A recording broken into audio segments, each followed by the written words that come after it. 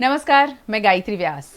अक्सर हम ये कहते हैं कि वडोदरा शहर एक ऐसा शहर है जहां शहर के बीचों बीच से विश्वामित्री नदी बहती है, मगर ये बहती है कि वहां पर गटर का पानी मिलाया जाता है, छोड़ा जाता है। अब उस पर कई सालों से सवाल उठ रहे हैं। उसके बावजूद वडोदरा वासी ये कहते हैं कि हम विश्वामित्री के बीचों बीच रहते हैं, विश्वामित्री हमारे शहर से होके गुजरती हैं। ये बात कहने में तो बड़ी अच्छी लगती है, मगर जब विश्वामित्री के किनारे से हम जब निकलते हैं तो वो ना अब नदी रही है और ना ही वो गंदा नाला। वहाँ पर एंक्रोचमेंट बहुत ज़्यादा हो गया है। जहाँ जहाँ शहर में कंस्ट्रक्शन का काम होता है वहाँ से मलबा उठाकर सीधा विश्वामित्री के किनारे ढेर किया जाता है। ये सारी बातों के बीच हम सोचें कि अब कुछ सालों से विश्वामित्री के घाट को खूबसूरत बनाने की एक मुहिम सी छिड़ गई है।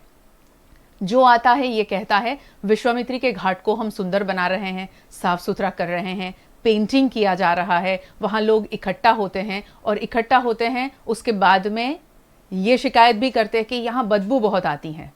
अभी रिसेंटली मैं अगर बात करूँ तो वह विश्वामित्री वॉक ऐसा हुआ भी गुजरात दिवस के ऊपर। गुजरात दिवस पर एक शर्मनाक हादसा मैं तो कहूँगी कि वह विश्वामित्री वॉक जब हुआ और जब वो वॉक ख़त्म हुआ था बैंड स्टैंड पर, वहाँ पर मेयर और बड़े बड़े अधिकारी, म्यूनिसिपल कमिश्नर सब आए और कहने लगे वह विश्वामित्री मुहिम को हमें सार्थक बनाना है और हमें विश्वामित्री को साफ सुथरा करना है। तो मैं वहाँ खड़ी थी, मुझे सवाल ये उठा कि इसे गंदा किसने किया और किसने करने दिया। आपको ये सवाल शायद उठता होगा, मगर आपके पास में शायद ये ऐसा माध्यम नहीं है, इसलिए आप बोलते नहीं होंगे, या फिर आप बोलने की चाहत नहीं रखते हैं। सिर्फ आप अच्छी बातों को देखकर विश्वामित्री को गंदा होते हुए देख रहे हैं। ऐसी कई बातें कई दिनों से मेरे मन में चल रही थी और एक घटना 11 मई को हुई।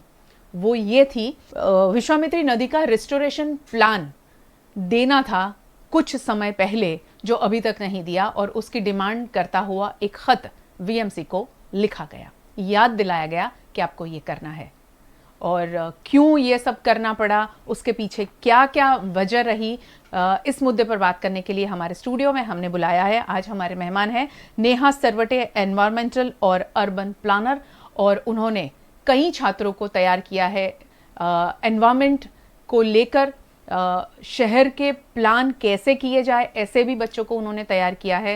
यूनिवर्सिटी में कई सालों से वो पढ़ा रही हैं बच्चों को। बहुत बहुत स्वागत है मैम आपका।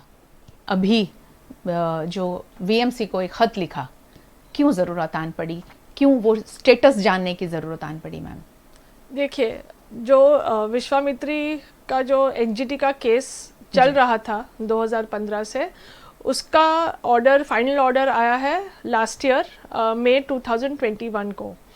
और उसके पहले भी हम हर अप्रैल मई में कॉरपोरेशन को पत्र लिखते रहते हैं कि जो विश्वामित्री में मलबा डाला गया है, उसकी कोतरों में जो मलबा डाला गया है, उसमें जो सूएज ठलाया जा रहा है, उसको साफ़ करना है ताकि वो नदी की जो कैरिंग कैपेसिटी है वो बढ़ानी है।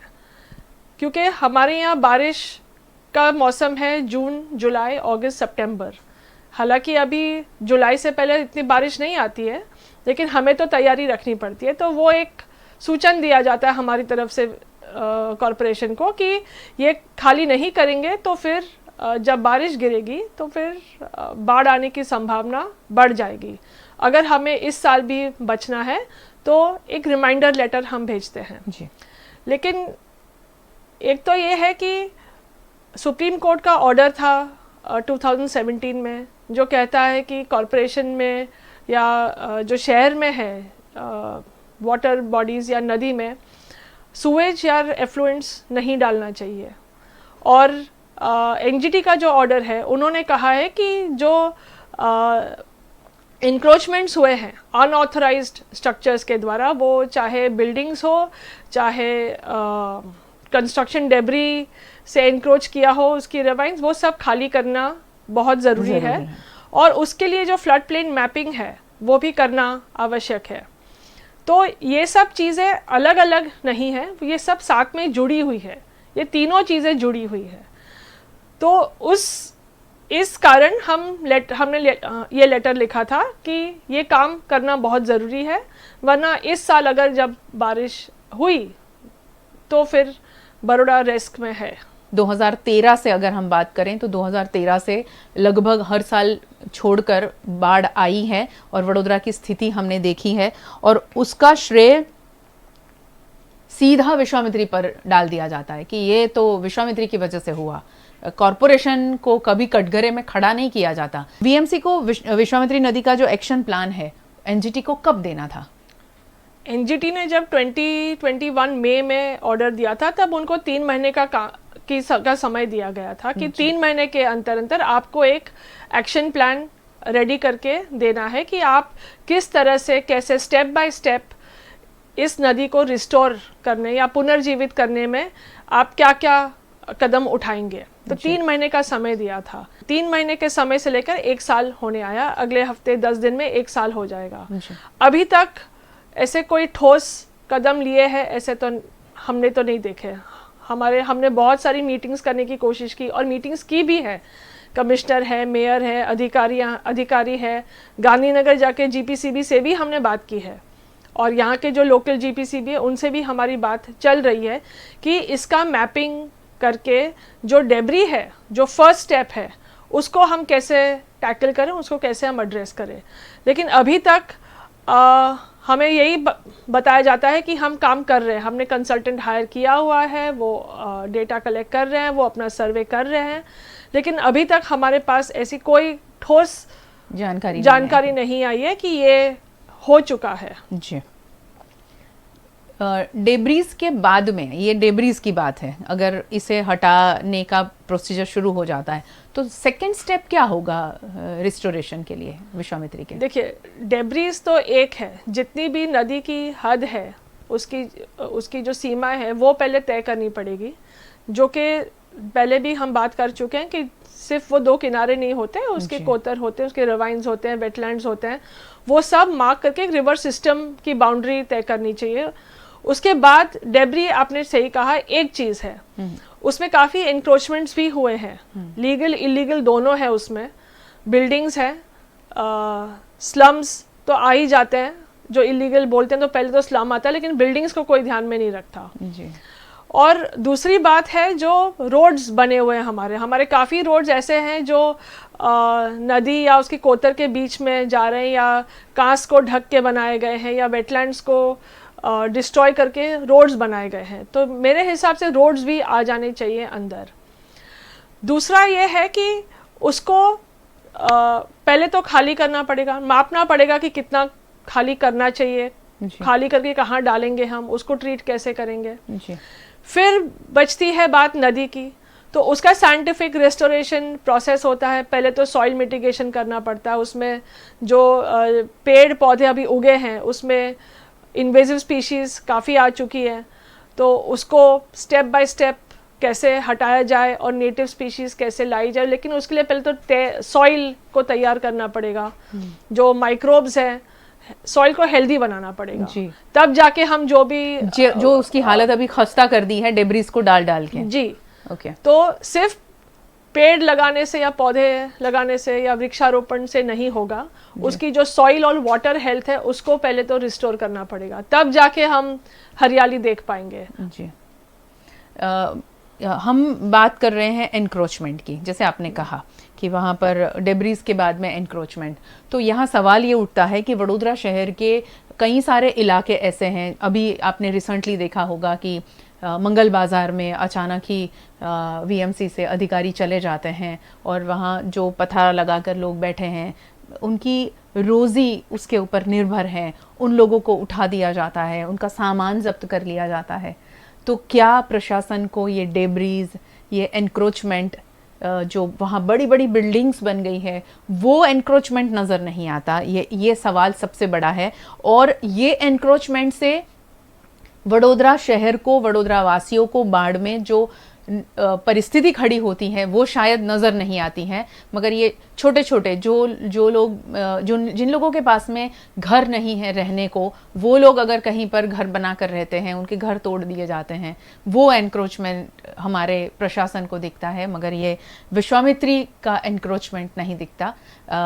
ये क्यों नहीं दिखता वो आप सब जानते हैं, मैं नहीं बताऊंगी।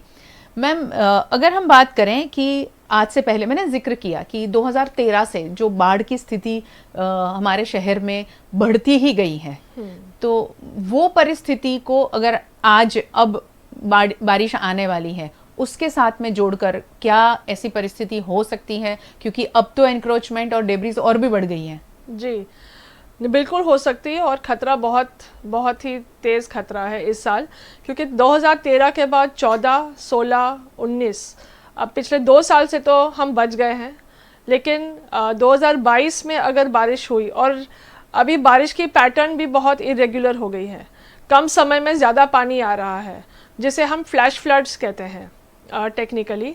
तो उसमें बहुत सारा पानी एक साथ आने पे उसका निकाल नहीं होता, या तो फिर हमने उसको पानी को डिटेन करने के सारे माध्यम बंद कर दिए हैं जी। तो जायज़ है वो पानी शहर में फैलेगा, और बाढ़ तो एक बाजू है, उससे वाटर लॉगिंग की स्थिति बढ़ जाती है, बहुत ही ज़्यादा बढ़ जाती है, और वाटर लॉगिंग बाढ़ से ज़्यादा खतरनाक होता है, क्योंकि पानी को निकलने का रास्ता ही नहीं होता। बाढ़ आती है नदी में, तो नदी का रास्ता तो खुला रहता है पानी को निकल जाने के लिए, लेकिन अगर वाटर लॉगिंग होता है तो फिर पानी को रास्ता ही नहीं मिलता, और वाटर लॉगिंग फिर 10, 15, 20 दिन तक वहीं रहता है, और फिर बीमारियां फैलती हैं उससे। जी।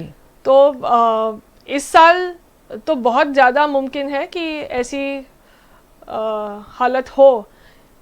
पिछले सालों के कंपैरिजन में अगर ज़्यादा बारिश हुई इस साल तो तकलीफ ज़्यादा हो सकती है वडोदरा शहर को, ज़्यादा होगी, क्योंकि ये परिस्थिति हमारे विश्वामित्री के आसपास की जो परिस्थिति है वो ज़्यादा गंभीर हो गई है, ज़्यादा ख़राब हो गई है।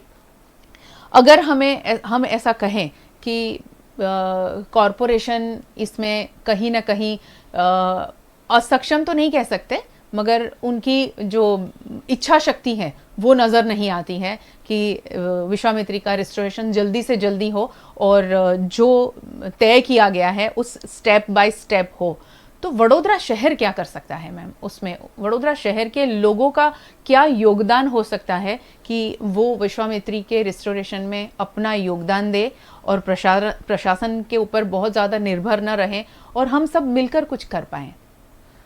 सच कहूँ तो प्रशासन यही चाहती है। अच्छा। क्योंकि उनके ऐसा लगता है कि प्रशासन को सिर्फ पेपर वर्क करना है, फंड्स इकट्ठा करना है, फंड्स अलॉट करना है, काम तो जनता को ही करना है। ये अपनी नई सोच बनती जा रही है जी। तो बाकी शहरों में ऐसा हो रहा है, तो जनता खुद आके खाली कर सकती है कोतर को जी। अगर कॉरपोरेशन या जनता खुद भी कभी डालती है, कॉन्ट्रैक्टर्स सारा मलबा डालते हैं अंदर, कचरा डालते हैं, तो जनता तो खुद खाली कर ही सकती है। इकट्ठा होना होगा, एक साथ आना पड़ेगा, ताकतें जुटानी पड़ेगी जी। लेकिन जनता को अपने जो कॉरपोरेटर्स हैं और जो कॉरपोरेशन है उस पर दबाव डाल के, प्रेशर डाल के उनको क्वेश्चन पूछना पड़ेगा कि ये क्यों नहीं हो रहा है। आखिर टैक्स पेयर के पैसे हैं ये, तो कहाँ खर्च होते हैं? और अगर जनता को ही सब कुछ करना है तो फिर प्रशासन की जरूरत ही नहीं है। क्या है? तो फिर जनता ही सब कुछ कर ले अपने लिए जी। तो एक तो है कि कॉरपोरेशन के जो अधिकारी हैं, जो कॉरपोरेटर्स हैं, उनको अकाउंटेबल बनाना चाहिए जी। क्योंकि ये आज की एक दिन की समस्या नहीं है, ये सालों की समस्या है जी। और अगर इसको यहाँ से सही दिशा में नहीं डालेंगे या सही दिशा में हम नहीं ले जाएंगे तो फिर आगे मुसीबतें बढ़ती जाएंगी। आप मानती हैं लोगों को जागना होगा? जी बिल्कुल, लोगों को जागना होगा, है ना। लोगों को इनिशिएट करना होगा कि वो सवाल करें प्रशासन से, वो सवाल करें अपने विस्तार के कॉरपोरेटर से, और वो सवाल करें वडोदरा शहर के मुखियाओं से जो इनकी ये सारी चीज़ों की जिम्मेदारी उनके हिस्से में है। रोहित भाई प्रजापति, पर्यावरणविद, अक्सर विश्वामित्री के लिए उनको बहुत ज़्यादा काम करते हुए हमने देखा है। उन्होंने एक मैसेज किया था, उन्होंने ये लिखा था कि इस साल अगर बाढ़ आती है वडोदरा शहर में तो आपके घर में, आपके घर के आसपास जिनको जो भी नुकसान हो। Ambe group of schools Gujarati और इंग्लिश माध्यम आधुनिक तकनीक से शिक्षा सर्वांग विकास व्यक्तित्व बनाए, बच्चों का हो भावी उज्जवल। शिक्षा के ये धाम निराले, प्रगति पथ दर्शाने अंबे ग्रुप ऑफ स्कूल्स की 4 शाखाएं, जहां 20,000 से भी ज्यादा विद्यार्थी अभ्यास कर रहे हैं। प्रवेश के लिए संपर्क करें अंबे और जे अंबे विद्यालय हरणी, अंग्रेजी तथा गुजराती माध्यम, श्री अंबे विद्यालय Waghodia road, Ambe school Manjalpur, Gujarat board एवं सीबीएसई। વડોદરાના ઘણા વિસ્તારો જેમ કે અકોટા, માંજલપુર, અલકાપુરી, મકરપુરા વગેરે વગેરે વિસ્તારોના લોકો ચિંતામાં છે। આ ચિંતાનું કારણ છે વડોદરાના લોકોમાં વધતી ઈર્ષા। જી હા, અને આ ઈર્ષાનો સ્ત્રોત છે તરસાલી એરિયામાં આવેલ રેઝિડેન્શિયલ પ્રોજેક્ટ દર્શનમ પ્લેસ। ઘણી બધી એમિનિટીઝથી ભરપૂર આ 2 અને 3 BHK પ્રોજેક્ટ બની ગયો છે નવા ઘર શોધવાવાળા લોકો માટે એક અનોખો અવસર। पिताजी, ये मुझे कहीं नहीं ले जाते, चॉकलेट आइसक्रीम नहीं खिलाते, कहते बचत नहीं, बड़े पेट्रोल के दाम, मेरा जीना हुआ हराम। गीता, पिकनिक पार्टी रोज ही जाते, चॉकलेट आइसक्रीम रोज ही खाते, जॉय ई बाइक में बचत कराई, आखिर बचत भी तो है कमाई। ये है जॉय ई बाइक, जितनी दौड़ेगी उतनी बचत जोड़ेगी। आज ही घर लाएं और बचत कमाएं। Joy E bike. Paneri ethnic and stylist short and long kurtis, leggings, Patiala, palazzo और पैंट की ढेरों वैरायटीज के साथ पानेरी में है इनरवेयर का भी कलेक्शन। अमांटे, ट्रायम, लेनिसा, जॉकी, लिबर्टी वर्ल्ड जैसी इंटरनेशनल ब्रांड के साथ स्वीट ड्रीम, सोनाली, ट्राइलो, एनामोर, लावण्य और जूलियट ब्रांड भी। और हाँ, पानेरी में अब अवेलेबल है मेंस अंडरगारमेंट्स, मेंस नाइटवेयर और मेंस स्पोर्ट्स वेयर भी। पानेरी 10 राजनगर सोसाइटी नियर कलश circle, Akota stadium road, Vadodara. Ambe group of schools Gujarati और इंग्लिश माध्यम आधुनिक तकनीक से शिक्षा सर्वांग विकास व्यक्तित्व बनाए, बच्चों का हो भावी उज्जवल। शिक्षा के ये धाम निराले, प्रगति पथ दर्शाने अंबे ग्रुप ऑफ स्कूल्स की 4 शाखाएं, जहां 20,000 से भी ज्यादा विद्यार्थी अभ्यास कर रहे हैं। प्रवेश के लिए संपर्क करें अंबे और जे अंबे विद्यालय हरणी, अंग्रेजी तथा गुजराती माध्यम, श्री अंबे विद्यालय Waghodia road, Ambe school Manjalpur, Gujarat board एवं सीबीएसई।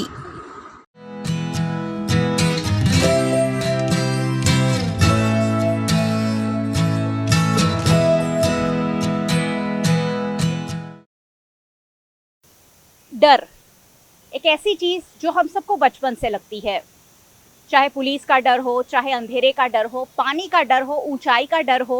और जैसे जैसे हम बड़े होते जाते हैं हमारा जो डर है वो भी बदलता जाता है। आज बात होने वाली है स्टूडेंट लाइफ में जो डर लगता है वो एग्ज़ाम्स का लगता है। हर साल एग्ज़ाम्स आते हैं, बार बार आते हैं, लेकिन उसके बाद भी परीक्षा का प्रेशर और परीक्षा होने के बाद रिजल्ट का प्रेशर स्टूडेंट्स पर हमेशा भारी पड़ता है और काफ़ी प्रेशर में रहते हैं और कई बार खुदकुशी जैसे कदम भी उठा लेते हैं। 12th साइंस का हाल ही में परिणाम आया है, ऐसे में आज ये मुद्दा मैं उठा रही हूँ कि ये जो डर है, प्रेशर है, वो स्टूडेंट्स कैसे हैंडल करते हैं।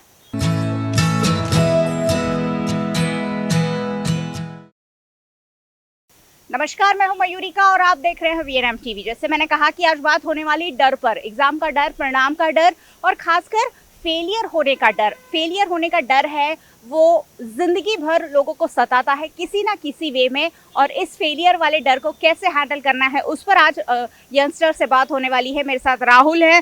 राहुल, डर जो है एग्जाम का है, फिर पास होने का है, अच्छा करने का है, कितना हावी होता है एक इंसान की, एक यंगस्टर की लाइफ पर? जैसे कि अभी गुजरात बोर्ड का रिजल्ट आया है, 72% रिजल्ट है, तो 72% बच्चे, उसमें बहुत सारे टॉपर हैं, उन्होंने नंबर भी अच्छे लाए होंगे, लेकिन 28% बच्चे फेल कर गए हैं। तो ये फेल होने का डर तो सबसे बड़ा डर होता है एग्ज़ाम में, अच्छे नंबर लाने का डर सबसे बड़ा डर होता है। और लोग इसमें ऐसा है कि हम सबको या गवर्नमेंट को 2009 में एक पॉलिसी आई थी CCE, continuous comprehensive evolution process. इसमें सिर्फ एग्ज़ाम के मार्क्स नहीं देखे जाते थे, उसमें कॉन्टिन्यूस ही मतलब आपका एग्ज़ाम चलते रहता था, प्रोजेक्ट चलते रहते थे, उस हिसाब से मार्किंग होती थी। वो 10th स्टैंडर्ड तक लागू थी। तो लोग उसमें, जैसे मैंने भी अपनी 10th दी थी तो उसी पे बेस्ड थी। तो उसमें हम सब का कॉन्टिन्यूस मंथली ही एग्ज़ाम हो रहे हैं, प्रोजेक्ट चल रहे हैं, उस पर मार्किंग हो रही थी। तो लास्ट में जो बोर्ड एग्ज़ाम था उसका परसेंटेज रह गया था 30% ओनली। तो हम सब में उतना डर नहीं था कि हम सब तो एकदम श्योर थे कि we are all going to pass. तो ये डर तो वहाँ ख़त्म हो गया। तो ये वाला पॉलिसी अभी भी गवर्नमेंट जो न्यू एजुकेशन पॉलिसी जो 2021 लाई है, उसमें भी है कि प्रैक्टिकल अप्रोच रखना है, फिर 3+2+1 इस टाइप का प्रोसेस है, बोर्ड एग्ज़ाम को ख़त्म करने की कोशिश है। तो ये सब चीज़ ख़त्म करके एग्ज़ाम के डर को हम सब कम कर सकते हैं। और योगा कीजिए, मेडिटेशन कीजिए, स्पिरिचुअलिटी में रहिए, तो एग्ज़ाम का डर अपने आप ख़त्म हो जाएगा और लोग डरेंगे नहीं। और एग्ज़ाम क्या है, कभी ना कभी तो देना ही है, कभी ना कभी आपको वो उससे लाइफ में कभी ना कभी आपको भागना नहीं है, वो आपको मिलेगा यार एग्ज़ाम। राहुल, स्कूल से आप एग्ज़ाम देते आए होंगे, अब कॉलेज में हैं, वो डर जो है कहीं ना कहीं मिनिमाइज हुआ है या कह सकते हैं कि सप्रेस हुआ है कि ठीक है एग्ज़ाम आते हैं जाते हैं, कुछ सेटलमेंट हुआ है उसमें, उस डर में कुछ कमी आई है? यस मैम, बहुत कमी आई है। 10th 12th वो सोसाइटिकल प्रेशर रहता है उसमें। तो कॉलेज में कोई नहीं पूछता कि कितने नंबर है आपका, जितना आपके पास एक्सपीरियंस है, आपके पास नॉलेज है, आपके पास आपने जो एक्टिविटीज़ की है वो इम्पोर्टेंट रहती है। वैसे इस बार मैंने कॉलेज फर्स्ट सेमेस्टर का रिजल्ट आया, किसी ने नहीं पूछा, लेकिन 12th एग्ज़ाम दिया था, लगभग जो नहीं जानते थे उनका भी फ़ोन आया था कि कितने नंबर आए आपके बच्चे के। तो ये अब डर तो अब लगभग ख़त्म ही हो गया है। और कॉलेज में इस टाइप का डर भी नहीं रहता है कि आप प्रमोट नहीं होगे। आपको तो प्रमोट किया जाता है, फिर पेपर पास करने की विधि भी दी जाती है कि हाँ इस टाइम आप पास कर सकते हैं। इसलिए अब ये डर ख़त्म हो गया है एग्ज़ाम का मेरे को।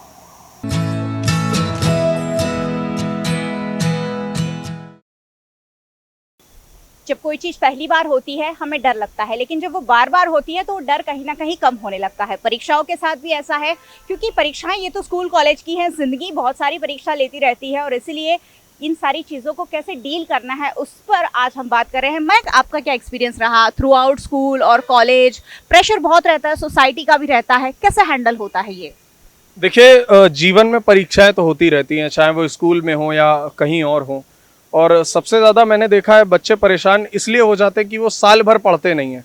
एग्ज़ाम के 1 महीने पहले, 1 हफ्ते पहले पढ़कर आप कभी भी टॉप नहीं कर सकते हैं।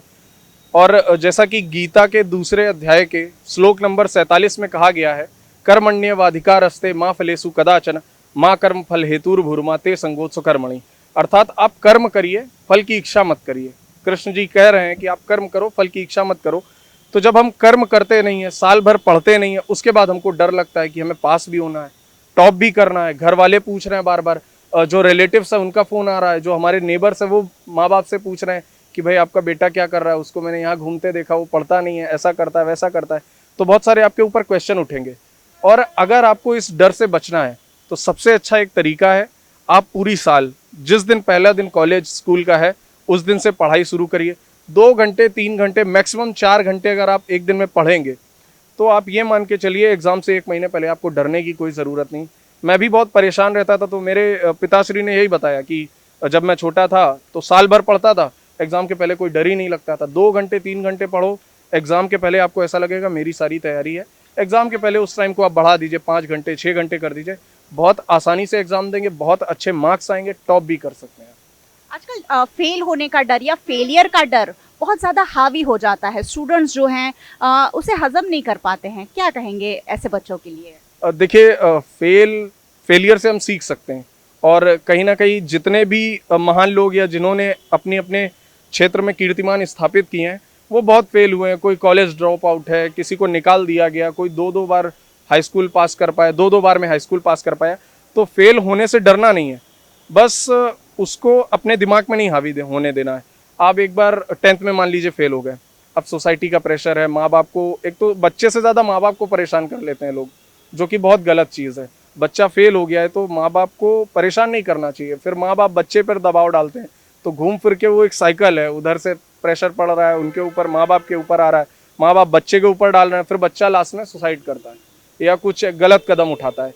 तो फेल होने के बाद बच्चे को समझाना चाहिए, बेटा इस बार तो फेल हो गए हो, इस गलती से कुछ सीखो और आगे अच्छा करो, आगे फेल नहीं हो। फेलियर से हम सीख सकते हैं, उसको बहुत ज़्यादा परेशान होने की ज़रूरत नहीं है। और ऐसे तो ज़िंदगी में बहुत बार फेल होंगे, एग्ज़ाम में नहीं तो कुछ नया ट्राई करेंगे वहाँ फेल होंगे, स्टार्टअप करेंगे बिजनेस का उसमें भी फेल हो सकते हैं। तो ये तो fair is a regular thing, उससे सीखना चाहिए हमें।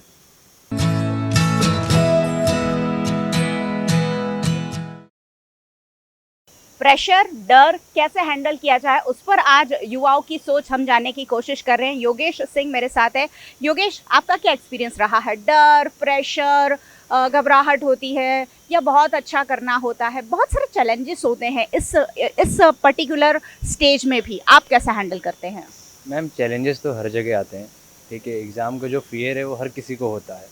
अगर आप अगर सोचोगे कि एक दिन पहले पढ़ के हम टॉप हो जाएं तो वो नहीं हो सकता है। आपको हर दिन हर समय आपको पढ़ाई करनी पड़ेगी। अगर आप सोचोगे कि इतना सा यूनिट है, मैं ये कवर कर लूँगा, ये कवर कर लूँगा, तो आपसे वो नहीं हो पाएगा। एंड फियर हर चीज़ में होता है, फेल होने का फियर, माँ बाप को फेस करना उसका फियर, सोसाइटी को फेस करना उसका फियर।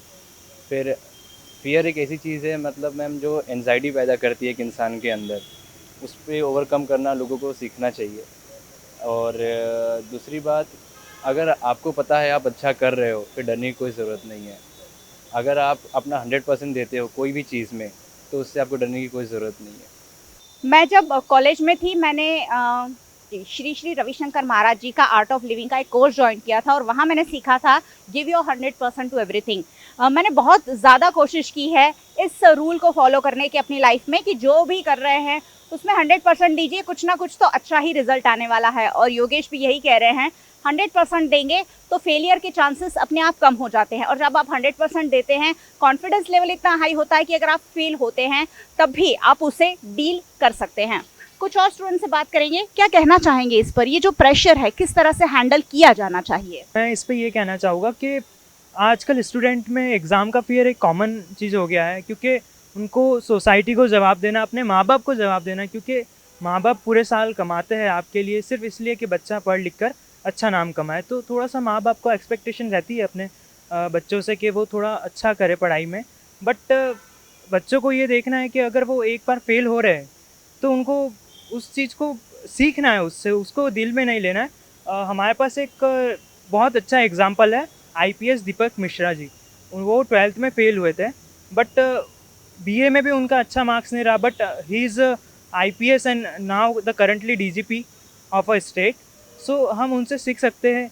संदीप माहेश्वरी जी, जो कि हमारे यूथ के रोल मॉडल है, वो बोलते हैं कि लाइफ आपको अलग अलग बार चांस देती है। आपको ये सोचना है कि अगर आपका एक बार विकेट गिर रहा है तो आप ये नहीं कि दूसरी बार आप उठोगे नहीं, तो आपको बार बार मौका मिलता रहेगा। और हमारे पास सेंसस है 2017 से 2019 के बीच में 4000 से ज़्यादा लोग सिर्फ एक स्टेट में और 24,000 से ज़्यादा लोग सिर्फ फियर ऑफ एग्ज़ाम, उनका रिज़ल्ट उसकी वजह से मर रहे हैं। तो इस चीज़ को कम करने की ज़रूरत है। बच्चों को समझने की ज़रूरत है कि उनको एग्ज़ाम का फियर नहीं लेना है, उनको रेगुलर स्टडी करनी है। और हम एक्चुअली उस तरीके के लोग हैं कि है ना, एग्ज़ाम तब पास में आते हैं तब हम उस वक्त ही पढ़ते हैं, बट हाँ उस वक्त हम पासिंग मार्क्स जितने ले आते तो उसमें आपको इतना नहीं लेना है कि हाँ एग्ज़ाम में हम फेल हो गए। थोड़ा सा एक रीज़न ये भी रह जाता है कि आपका पूरा एक साल ख़राब हो जाएगा।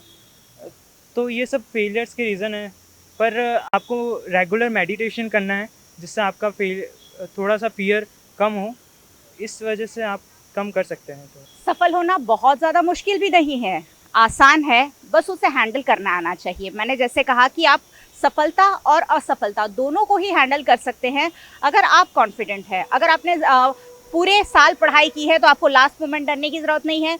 और अगर बाय चांस किसी भी वजह से अगर एग्ज़ाम का पेपर कभी टफ होता है तब भी आप अच्छा एक्सेल नहीं कर पाते, कोई बात नहीं, ज़िंदगी बहुत आगे है। और आज क्योंकि अब रिजल्ट आने की शुरुआत हो गई है, 12th साइंस का आ गया है और अब आगे कॉमर्स, 10th सारे रिजल्ट आएंगे, कॉलेज के रिजल्ट आएंगे। ऐसे में बच्चों के मन से फेलियर का डर निकालने की आज हम कोशिश कर रहे हैं।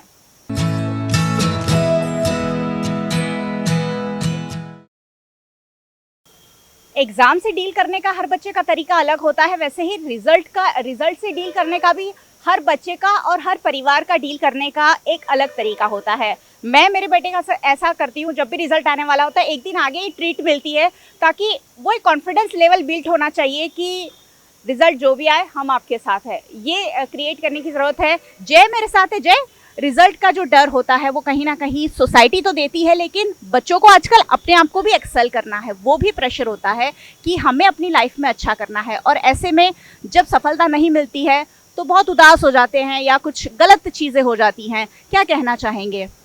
मैम, ये एग्ज़ाम का जो रिज़ल्ट का डर होता है ना, तो कहीं ना कहीं रहता है। एक बार एग्ज़ाम तो दे दी हमने, और अगर रिज़ल्ट, जैसे मुझे साइंस लेना है और मुझे 90% रिज़ल्ट चाहिए एडमिशन लेने के लिए, और वो नहीं आता है ना, तो मैम मेरा सेल्फ कॉन्फिडेंस मोरल बहुत डाउन हो जाता है। और वो मोरल डाउन हो गया तो मेरे ओवर थिंकिंग की वजह से गलत ख्याल आने लगते हैं। तो उसकी वजह से बच्चों को क्या करना चाहिए कि ठीक से सोचना चाहिए कि अगर मैं साइंस के लिए नहीं काबिल हूँ तो मेरा और कौन सा फील्ड्स है, मैं कहाँ और चल सकता हूँ। एग्ज़ाम वर्ड है उसको बहुत कॉम्प्लिकेट कर दिया है आज के ज़माने ने। एग्ज़ाम तो इसलिए होती थी कि आप कौन सी फील्ड में सक्षम हो जाने के लिए, इसलिए था। पर सोसाइटी ने, घर वालों ने, फ्रेंड्स, पीयर्स ने, सबने मिलकर ये एग्ज़ाम वर्ड को इतना कॉम्प्लिकेट कर दिया है कि अगर आप एग्ज़ाम में कुछ नहीं कर पाए ना तो आप ज़िंदगी में कुछ नहीं कर पाओगे। पर एग्ज़ाम इस जीवन में सब कुछ नहीं है। आप अपार्ट फ्रॉम एग्ज़ाम्स, आप स्पोर्ट्स में अच्छे हो, ड्राइंग में अच्छे हो, क्रिएटिव माइंड में अच्छे हो, तो आप बहुत कुछ कर सकते हो आगे जाने के लिए। फिर ये एग्ज़ाम का प्रेशर जो रहता है वो स्कूल से और फैमिली से ज़्यादा रहता है कि आप कितने मार्क्स आए। और हम एक फेमस कहावत है ना कि आप शर्मा जी के बेटे को देखिए, शर्मा जी के बेटे, तो वो चीज़ थोड़ा इम्प्लीमेंट करने जैसा है कि आपका बेटा शर्मा जी का बेटा नहीं है, पर आपका बेटा तो है। तो कुछ लाइफ में वो भी आगे अपने फील्ड में कुछ कर पाएगा। उसको नहीं लेना है साइंस, को लेना है आर्ट्स, तो आप लेने दीजिए, उसको अपने फील्ड में आगे जाने दीजिए। और एग्ज़ाम की वजह से पेरेंट्स प्रेशर ना करें। तो मैं कहना चाहूँगा कि आजकल के पेरेंट्स की एक्सपेक्टेशंस होती है कि उनका बच्चा टॉप किया तो मेरा बच्चा भी टॉप करना चाहिए। पर आपके बच्चे को अगर फील्ड में इंटरेस्ट नहीं है, आपके बच्चे को स्पोर्ट्स में इंटरेस्ट है, तो उसमें उसको एनकरेज करिए। क्योंकि जब सक्सेस एक बार आपका लड़का हो जाएगा ना, तो कोई पूछने नहीं आएगा कि आपके बेटे का मार्क्स 12th में क्या था या 10th में क्या था। और रिजल्ट तो कुछ भी हो, अगर एक बार फेल हुआ है तो दूसरी बार ट्राई कर सकते हैं। जैसे आइजैक न्यूटन 999 बार ट्राई किया था बल्ब का और 1000 बार में बल्ब बनाया था। तो लाइफ फेलियर्स देती है, आगे बढ़िए। अगर रिजल्ट कम आ रहा है तो नेक्स्ट टाइम और अच्छे से ट्राई कीजिए और आगे बढ़िए। और आप कैसे तैयारी करते हैं? आपकी पढ़ाई की कैसी तैयारी करते हैं? रिजल्ट आने वाला होता है तब जो वो बटरफ्लाइज आते हैं, वो उससे कैसे डील करते हैं? मैम, बटरफ्लाइज तो आते हैं और सबके अलग अलग तरीके होते हैं। मैम, मेरे को स्पोर्ट्स पसंद है तो I go running for 2 hours a day, तो फिर उससे भी स्ट्रेस कम होता है, एक्सरसाइज होती है बहुत कुछ। मेरा फेवरेट स्पोर्ट है बास्केटबॉल। तो मेरा रिजल्ट आने वाला होता है ना, तो मैं रिजल्ट के दिन भी बास्केटबॉल ही खेलता हूँ। मतलब रिजल्ट ऑनलाइन आ जाएगा, कोई मेरे को नोटिफाई कर देगा, तो क्या है उससे मेरा ध्यान रिजल्ट से हट के कहीं और लगा रहेगा। और फिर एक चीज़ है कि रिजल्ट के लिए उतना स्ट्रेस आउट नहीं होना चाहिए जितना होते हैं। क्योंकि कुछ बच्चे रिजल्ट से पहले ही सुसाइड कर लेते हैं और फिर पता चलता है कि उनका रिजल्ट अच्छा आया है। तो उस चीज़ के लिए पेरेंट्स को एनकरेज करना चाहिए कि ठीक है, तेरा रिजल्ट जो भी आएगा हम तेरे साथ है, खड़े रहना चाहिए। पेरेंट्स का रोल बहुत बड़ा है। शर्मा जी के बेटे को नहीं देखना है, खुद के बच्चों को देखना है, क्योंकि हर बच्चा इंडिविजुअल है, हर बच्चे की कैपेसिटी इंडिविजुअल है, उनकी सोच इंडिविजुअल है, उनका कैलिबर है वो इंडिविजुअल है। और उनका जो रिजल्ट आएगा वो भी शर्मा जी के बेटे से अलग ही आने वाला है। उनकी ज़िंदगी शर्मा जी के बेटे से अलग ही होने वाली है, और इसीलिए खुद के बच्चों पर कॉन्सेंट्रेट करना बहुत ज़्यादा ज़रूरी है।